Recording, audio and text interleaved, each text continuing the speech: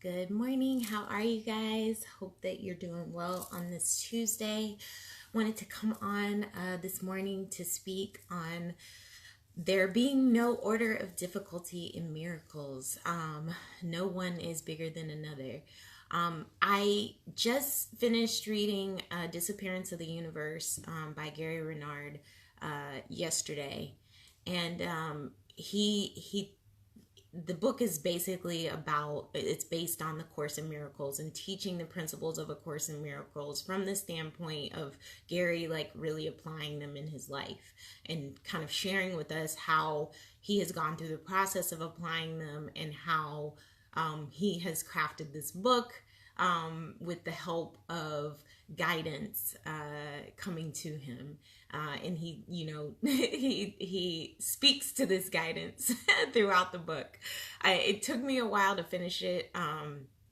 To be honest, you guys probably are aware that, I started it probably, back in June or something like that. Good morning. Hey, Nicole. I'm talking about Disappearance of the Universe. I finally finished it.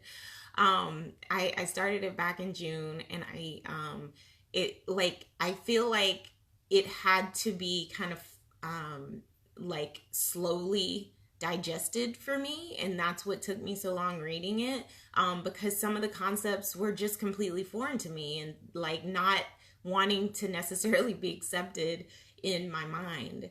But throughout the book, he speaks on, he kind of shares messages from the Course, and like I said, shows their application. And yesterday when I was finishing up reading, he was talking about I know he was talking about raising Lazarus from the dead, right? Which was a miracle in the Bible. That there was a gentleman named Lazarus. He had two sisters, Mary and Martha. Basically, Lazarus dies while Jesus is out ministering to others in the area, kind of away from where Mary and Martha live. I'm saying Bethany in my head, that they lived in Bethany, but I might be wrong on that. It's been a minute since I read that story. But basically, Jesus comes back to, visit the town where they all live, and Mary and Martha are upset because their brother is dead, and they had been calling on Jesus to come and help him while he was sick. And Martha's very upset. Like, if you had come back, he would be alive. Well, Lazarus was in the tomb, because that's what they did. He was in the tomb for 4 days. And Jesus went to the tomb and called him forth. And of course, at this time period, they didn't have the preservatives and things that we have when someone passes away. So people were like, no, don't do this. But basically, he rose Lazarus from the dead. Lazarus came back to life. And this is described as one of Jesus's miracles. When you're, reading the Bible and they start categorizing miracles, this is one of them. Well, Gary speaks about it in Disappearance of the Universe, and he was talking to his guides about why it was that Jesus was able to do this. And the guides were saying there's no order of difficulty in in miracles. Basically, the same miracle that allows you to forgive is the same miracle that allows a person to be healed, which is the same miracle that allows a person to be risen from the dead. And he then goes on to explain that basically the thought system, the mind of Jesus in that moment was joined with the mind of Lazarus, such that he could understand that, death was not was basically but an illusion and was able to rise from the dead. And the cool thing about this book is it's pretty funny, because Gary has a very good sense of humor as well as his guides, and I found that in my guides as well. They're very they kind of meet you where you're at. So his guides, he's talking to his guides about it, and he's like, and his guides are like, yeah, don't be surprised if you can't raise people from the dead yet. You know, like basically you might not be able to raise people from the dead, like, because like people aren't there yet, you know, like you might not even be there yet to really understand that there's no order of difficulty in miracles, but there isn't. And you know, I know that a lot of times we as people, we want things really bad, or we're, you know, we might be going through a time where we're being tested and we are struggling, and we feel like it's never going to work out for us, and we're asking and begging for a miracle, and we are just wondering, like, where is this miracle? Like, I thought there was no order of difficulty in the miracle. Why am I not getting the miracle? And a lot of times it's because our mind isn't joined to it, and our mind isn't joined to the mind of God. The thought of God is basically love. It's this loving thought, like, and we have to kind of relax into that. We have to surrender into allowing him to handle it in whatever way he chooses to handle it, knowing that the way that he chooses will be for our highest good. And that's how the miracle comes about. It's our shift in perception from believing that all the negative and all the things that we're seeing on the outside are actually true, to seeing and saying, you know what, I don't see it, but I know it's coming. I know it's here. I know that it's promised to me, so I know that I can have it. And today's lesson from Marianne Williamson's A Year of Miracles was on very much the same subject. And she says basically, in any moment, in any circumstance, a miracle will occur if I align myself with love, right? And she goes on to say that miracles are built into the fabric of the universe, and that we are entitled to them because of who we are. By virtue of us being sons of God, we are entitled to miracles. And when we remember who we are, and we relax and release into the care of our, you know, Father, higher power, whatever you want to call it, when we relax into that, that's when the miracles can occur. When we're tight and when we're like, oh my God, it's not going to happen, and I've got to make it happen, and I'm struggling and I'm like clawing, trying to, you know, do every freaking thing that I can, that's like you're out of alignment. You feel it. You feel ungrounded. You feel kind of shifty when that's going on, right? And so what this is telling us is that we have to relax into the love of God and the love of our higher power to help us to align so that we can get that miracle. That's what happened with Lazarus. You know, yes, his body was dead, but his spirit was still very much alive, right? And that spirit understood and joined with the mind of God, because in the Course it says all our minds are joined, that there really is only one of us here.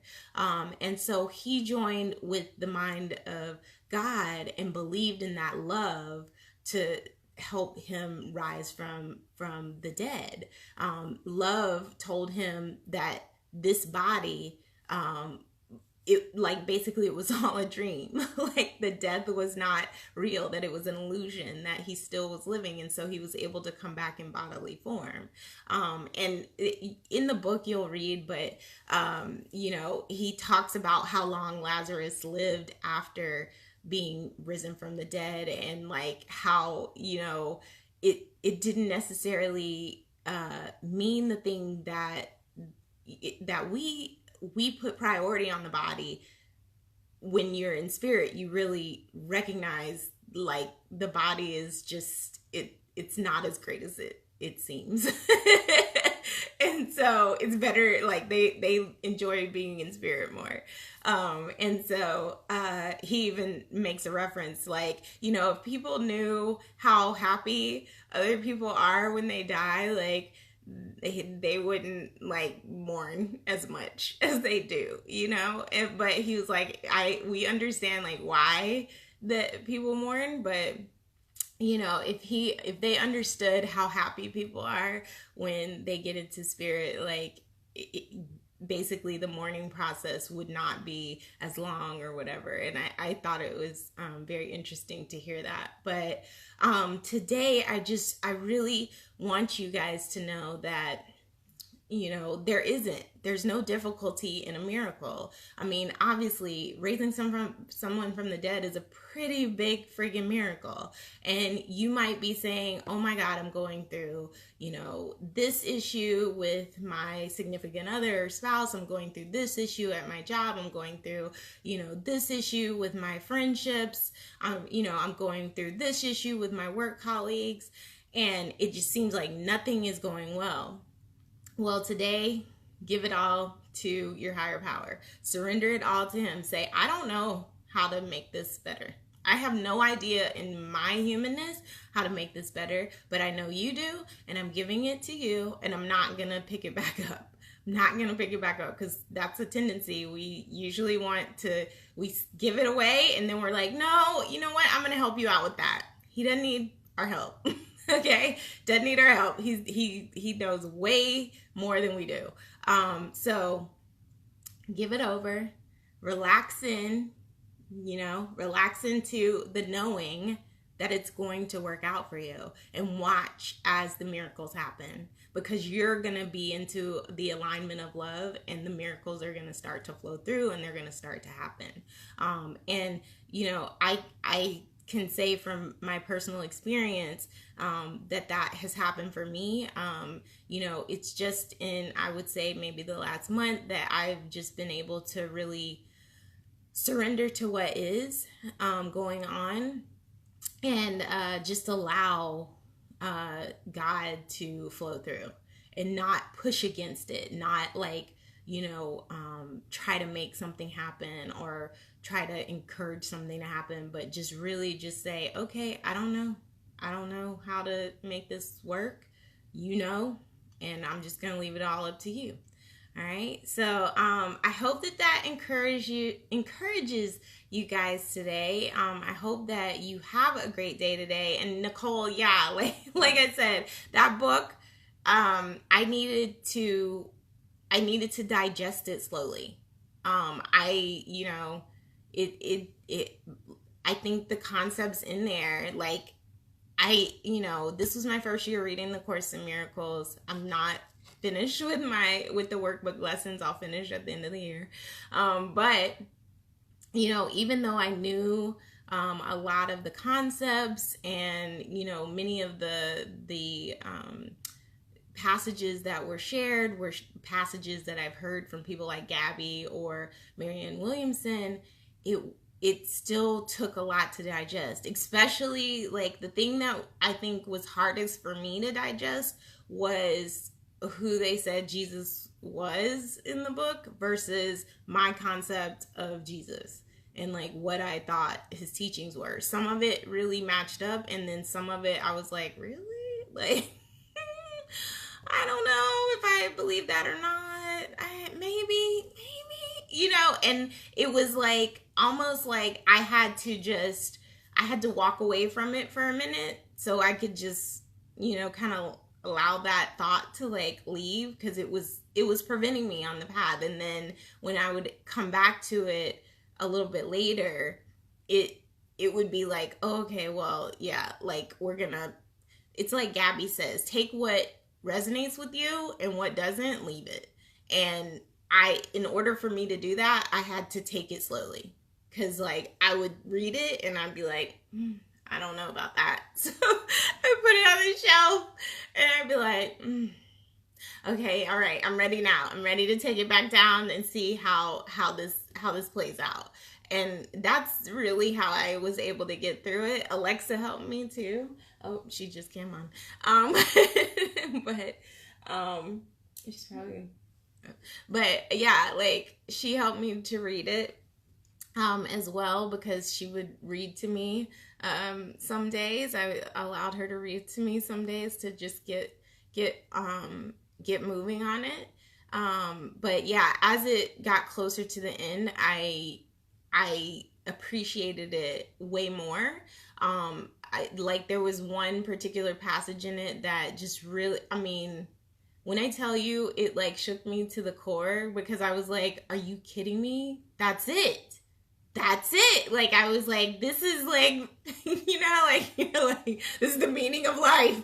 Like it was like I really felt like I had found the meaning of life in this one particular passage, because I was like, are you kidding me?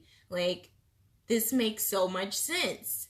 This is the true reason why things work and why things don't work. Like I need to institute this in my daily life every day, and I mean, it all goes back to that passage of forgiveness is my function, but just seeing how powerful the action of forgiveness is in everything, it just shook me. Like I was like, oh my God, like this is amazing. So I definitely encourage to keep reading it when you get ready. But like I said, don't feel bad. Take it slowly, because like I said, I had to. I couldn't read it in straight sittings like that, because the concepts were too foreign to like what my beliefs were for me to accept it. And so I had to take a step back and say, okay, all right, I'm going to leave this here, but I believe this part of it. And okay, I'm going to move on with that, and I'm sure when I go back and read it again, that there might be concepts that I accept that I didn't accept the first time I read it, because I will have been deeper into A Course in Miracles and understand things from a different perspective. But yeah, I definitely encourage you to continue to read it, because it gets really good, and it talks a lot about the things that we've been talking about, like politics, wars, just the whole concept of forgiveness and how to do it and what it means. Like it really goes into depth with that, and I appreciated it for that purpose as well.